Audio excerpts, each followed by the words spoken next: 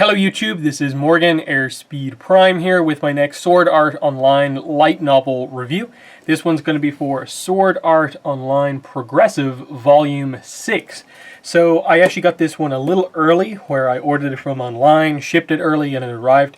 I think the release date for this book is this upcoming Tuesday, but so I only got it a little bit early. But anyway, Progressive, you guys know I've reviewed all the previous books on my channel, and I'm very excited to see any new Progressive content come out.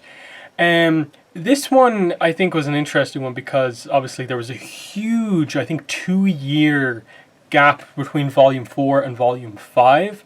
And then Volume 5 and 6 in Japan were released very, very close together. I think only like 3 months apart. And the reason for that is because 5 and 6 together are basically a two-parter. Both 5 and 6 together cover Floor 6. So Volume 6 is basically Floor 6 Part 2. And because of that, I think it ends up actually being one of the weaker entries in the Progressive series. Probably the weakest in terms of just raw like progression, I think memorable moments and that sort of stuff. There's still good moments in here, of course. I still enjoyed reading it. I did appreciate that it was much longer than the previous book and much more back in line with what I'd expected from, say, Volume 2, 3, and 4.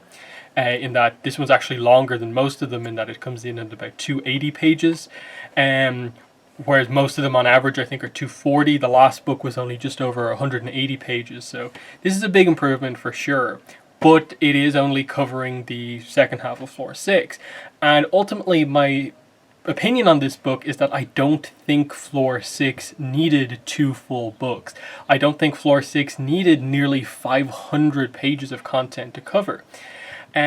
Yes, across both of these books, a decent amount happens. You have the big battle against Morte in Volume 5. And then in this one, you get, obviously, the Elf War questline progression. Kismel is back in here. Pretty heavy role for her in this volume as well. And then, of course, you have the boss fight on Floor 6 as well. But like some of the previous volumes, the boss fight is only kind of covered right at the end. It's not really given a huge focus, though it is involved in the plot a little bit more here because, of course, they're connecting the plot from Volume 5 and Volume 6 together with the whole Floor 6 thing with the puzzles and the curse of, Pythagoras on the floor and that causing puzzles to be everywhere. And they bring that full circle with the guy Cylon having been killed in the previous volume by Morte, and that changing the way the story of the quest plays out. In that the character here you can see on the cover just here, Mia. She's actually the daughter of Cylon and his wife, who is a kind of swordswoman here who helps them during the boss fight.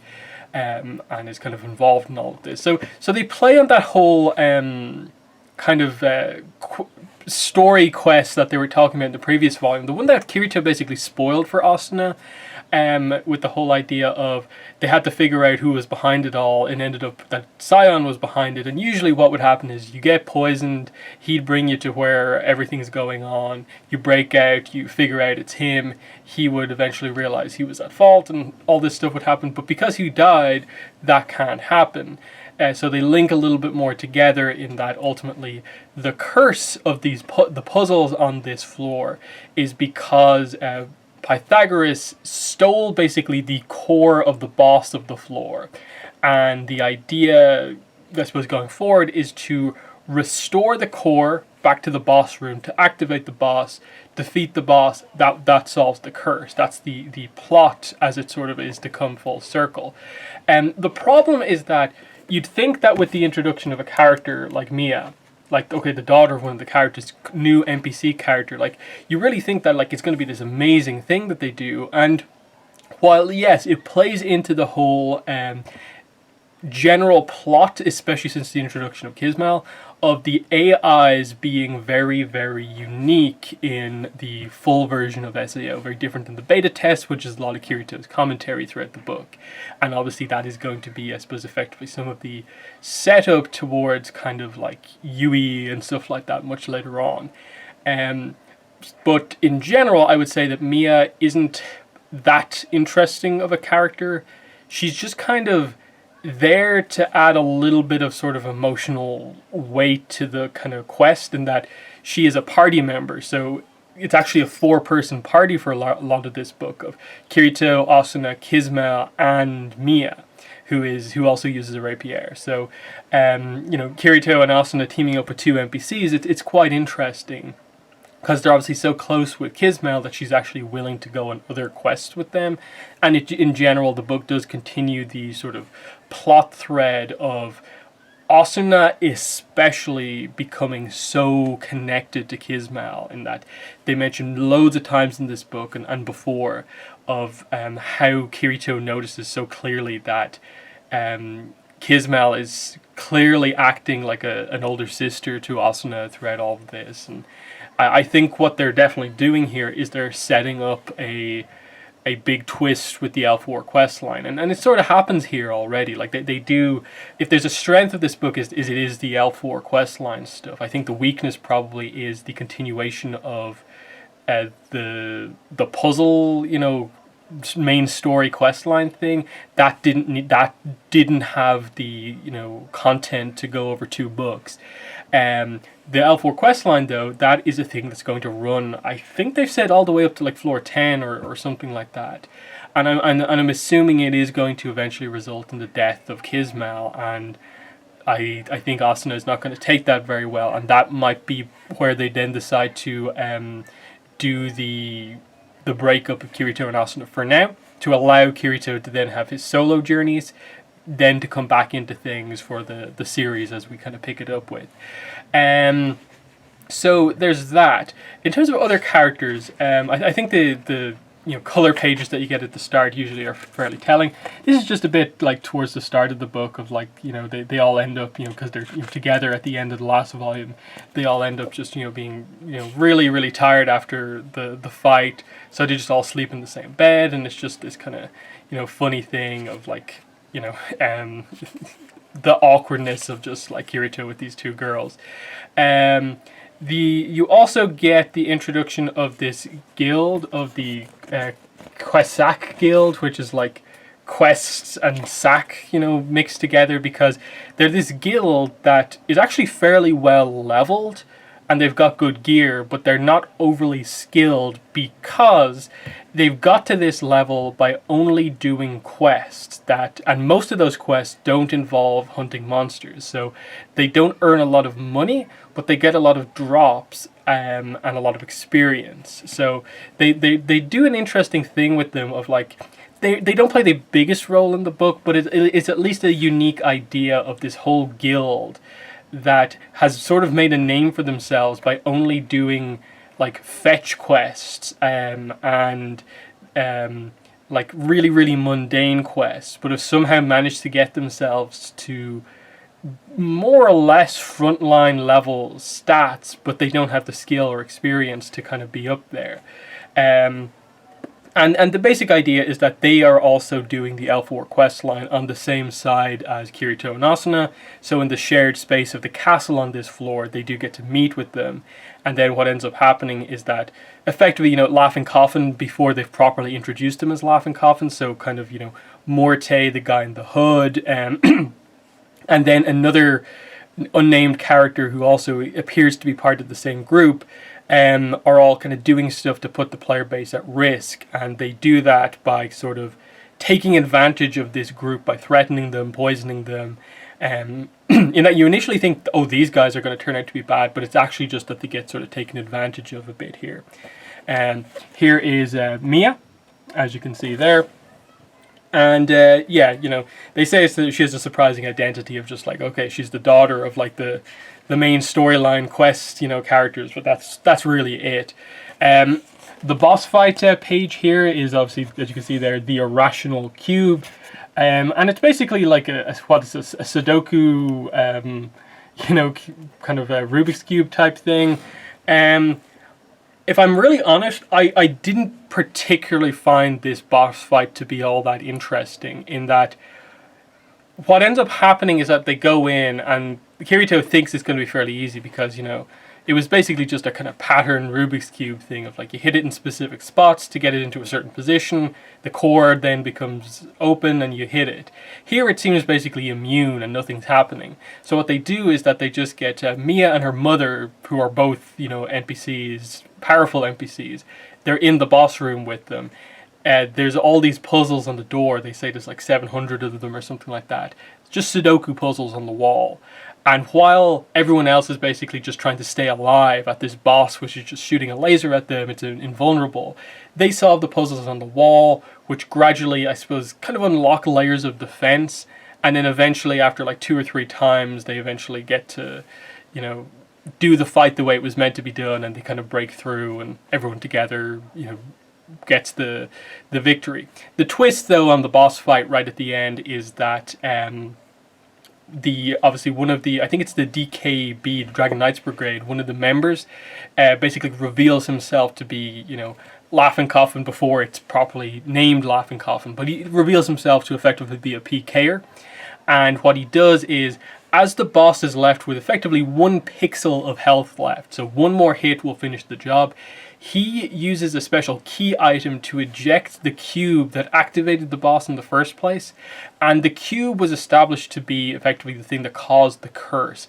It is a magical object that has like the ability to turn things into cubes and create these puzzles, but also to kind of bind people down.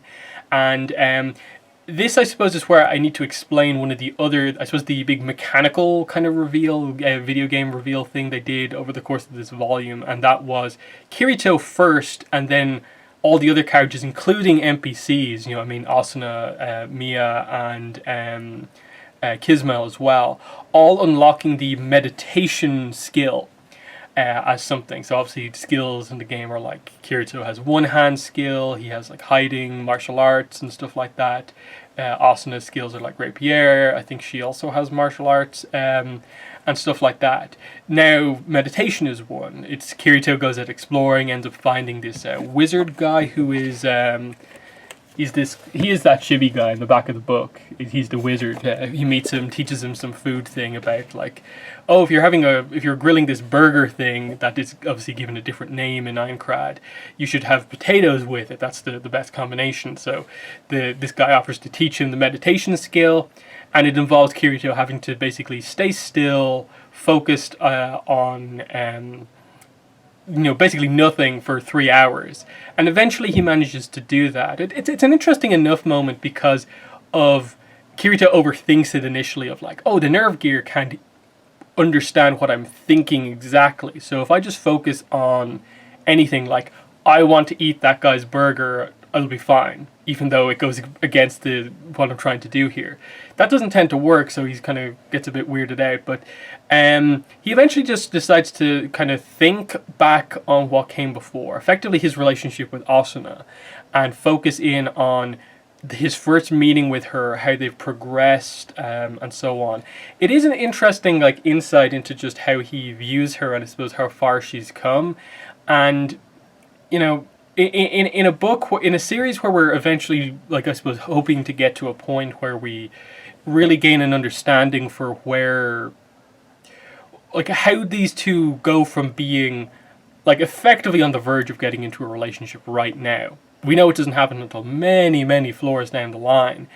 What happens to cause them to go completely on their different paths? Asuna basically has to have a huge character shift here at some point. I think it is going to be caused by the death of Kismel at some point, like I said. But he's kind of reflecting on that, and that focus allows him to concentrate on something for 3 hours. So he unlocks the skill, and the key thing here is that he manages to unlock it in a special way where it goes straight from basically 0 to 500 skill points, whereas everything else is like 100 or 200 skill points on even 1-hand sword, which he uses a lot. And And the idea is that he did have this skill in the beta, but he didn't like it because it didn't really do all that much. But here, as we find out, this is sort of the counter to poison. This is something Kirito and Asuna both wanted to do, was to find some way to counter Morte's poison picks, which were like level 2 poison. They didn't have antidotes of that level. This meditation ability is revealed to basically give yourself a buff, which makes you sort of immune from level 2 poison. So that's one of the key traits of it. And then in the middle of the final boss, when Kirito is bound by the Laughing Coffin member using the cube thing to lock him down, the maximum basically power of the meditation skill activates temporarily. And it effectively kind of puts Kirito into like kind of overdrive mode for a couple of seconds of just like he bursts through the binding, manages to, I think, chop basically both the guy's arms off and force him to retreat. And then he gets the last attack bonus by just, hitting the cube for the last time with the sword. They don't reveal what he gets as the last attack bonus, but it has kind of at times been a thing in these books where they do tend to leave that to be the sort of opener for the next volume, of just what do we do on the next floor, plus what does he do with the new items that he gets. That's always like a fun thing on the new floor, so that is interesting. Just before they get to the final boss, though, there is a little, I suppose, moment I should mention of Kirito talking about dual wielding for the first time. What ends up happening is, when specifically does he do this? Yeah, it's before they even attempt to tackle the dungeon. It's the big battle at the end of this stage of the L4 quest line. So Kirito has the meditation ability, and while the others are trying to unlock this ability because they know they need this to go into the battle because they know they need poison resistance. So Kirito is sort of leading the defense almost. It's him plus the dark elves against the forest elves here. So this big attack comes in, he activates his meditation debuff, and basically starts going to town on all these elves. It's a really actually cool action scene. As you see him using tons of different sword skills combined with martial arts and really kind of outclassing some of these elves. In the middle of this, he unlocks a new martial arts skill, which is basically the ability to take your opponent's weapon. So for a while, he has 2 swords. And obviously they reveal, of course, the thing here is that if you hold a weapon in both hands, you can't use sword skills, but you can use like skills from like martial arts. So he's basically just using his skill with swords in both hands plus his martial arts like skills to beat some people.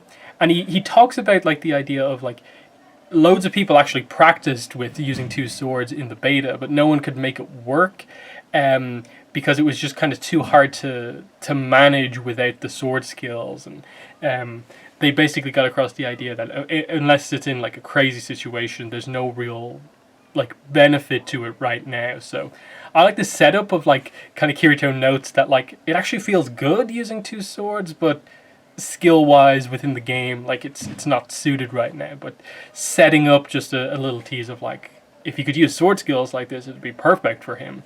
And that's obviously what we're getting towards. Him being the dual swords master type thing, but yeah, beyond him just like using it and it being actually surprisingly effective, that's all there really is to kind of talk about there.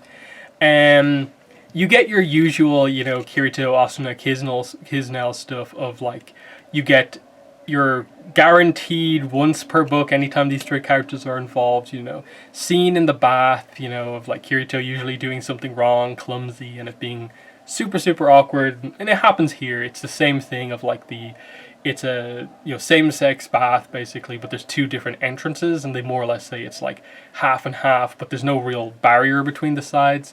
And because it's so steamy, they end up actually allowing him to actually come in. So he's just sitting kind of down. I think he finds this kind of like gap on the edge and he just kind of lies into it. And he sort of, I think, temporarily slips into the girl's sides and there's a bit of an awkward moment. But, that's really all there is. There's a few teases of just Mia actually notes after being with them for a little bit that like, oh, I actually thought you were boyfriend and girlfriend. They both sort of freak out, and Kisnell is kind of like, that's probably what I think too, but like so she actually is probably like the closest one to them, but it is the point at which like any character who like knows Kirito and Asuna basically sees them that way at this point, that they are a couple.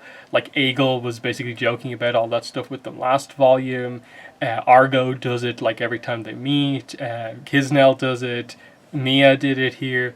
It's becoming very obvious to everyone.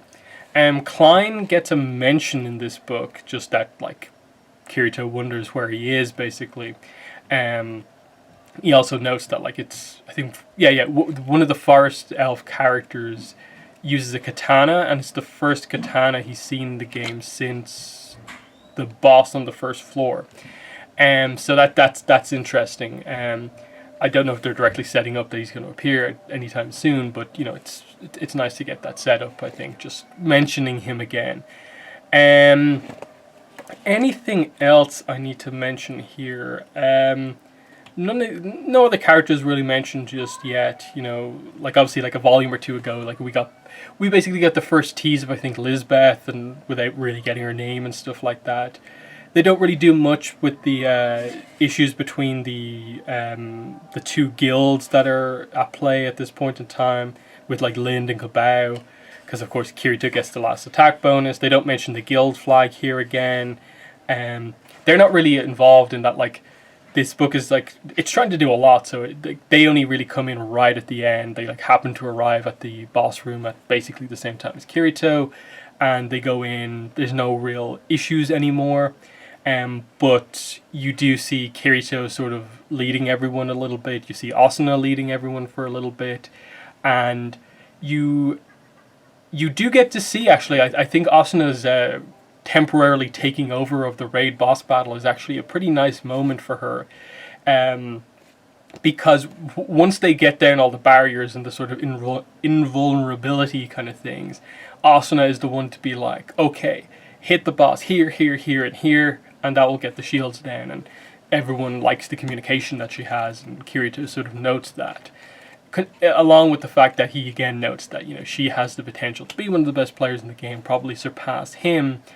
And it surpassed basically with the idea of like, he really feels she can be the out and out leader of the player base in a way of the game, and it's something that he probably isn't capable of. So, you know, it's an interesting one. Anything else? I don't really think so. Like, I say it's a long book, and that like I criticized I think part 5 for being too short. I criticized this one for being too long, and overall, like the two books being like parts of the same story, the same floor, I don't think you needed to do like a full, like 2 books on this floor. I don't think the story of this puzzle floor was that interesting that you needed 2 volumes. Especially with the amount of stuff that you do have sort of juggling in the series at this point. Like I said, you're basically dealing with you know, pre-naming themselves Laughing Coffin, you know, player killers. You have the Elf War quest line as like your main thing right now. You have in the background, I suppose, other guilds starting to form. You know, beginning to introduce all those sort of other characters. All these kind of things going on, yet, you know, for some reason he decided to focus really, really heavily in on this like puzzle quest line with this Pythagoras thing. It's just, it wasn't that interesting of a game story that it needed this much time. Now, ultimately, again, Volume 5 was more about the whole Morte stuff. This volume is more about the Elf War quest line. And it just so happens that both sides covered the Floor 6 stuff. But if you don't have an interesting floor, just kind of move along. We've got so many floors to cover. Because I'm still taking it that Progressive is covering the series. I'm taking it that Progressive is canon to the series, and that this is just filling in the floors of Minecraft that we didn't see in SAO Season 1. And that when we get to moments where the floors were covered in the anime, we're either going to cover them and cover them in more depth, or we're going to skip past them because they've already been covered. Meaning that we've got a ton of the early floors to cover. I think we're pretty clear until probably like floor at least up to 10. Like 10 is going to be, I think, a big monumental point, because that is the point at which, you know, the beta testers' information is gone because they never cleared floor 10. And then after that, things are going to change. I think after floor 10, I think that's where we have a few references to stuff that happens. And, you know, I suppose other things like when is going to be like the next time a player dies during a raid boss battle, and stuff like that. I think it's floor 10 as well for the Elf War quest line to end. Which again, that's the one thing I forgot to actually talk about here. The only other, I suppose, plot stuff with the Elf War quest line I want to talk about is the character they introduced kind of towards the end as sort of being Kisnell's rival, or the boss that she's going to have to defeat. You can see here on one of the art pages that it's her fighting her there. And it's Kaisara the Ransacker, and she uses a katana. And the idea is that they have one sword clash right at the end of this fight when they're kind of moving on. And one clash of their swords, Kaisara nearly breaks Kisnell's sword. So the idea is that Kisnell, who's been like overpowered compared to nearly everything up to now, is under-leveled against this rival character here. And this is the kind of grudge match thing in a way for her. So I like that there is a more personal battle for Kisnell in all of this. The other thing that happens here plot-wise is that the sacred keys that the whole Elf Quest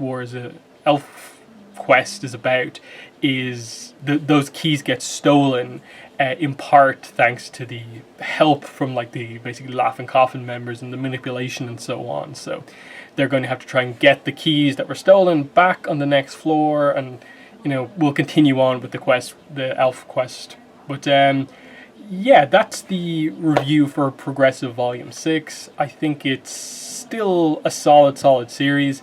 I just hope he doesn't start to do this a lot going forward.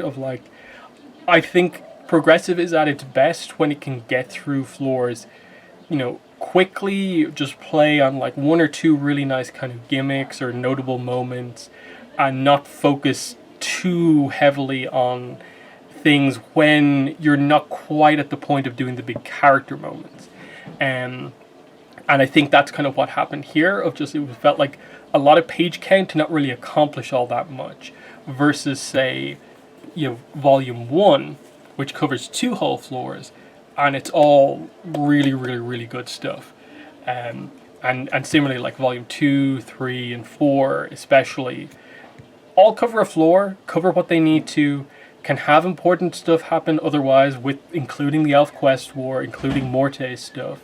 It just felt like pacing wise it's a little bit off at the moment, but hopefully floor 7 gets us back on track. We know we have some Elf Quest stuff coming up, more investigation I suppose into the Laughing Coffin stuff, and yeah, whatever the gimmick of floor 7 is as well. But yeah, that's been my review for Progressive Volume 6. If you've read it yourself, let me know what your thoughts are on it. But that's been the video. Thanks for watching, and bye.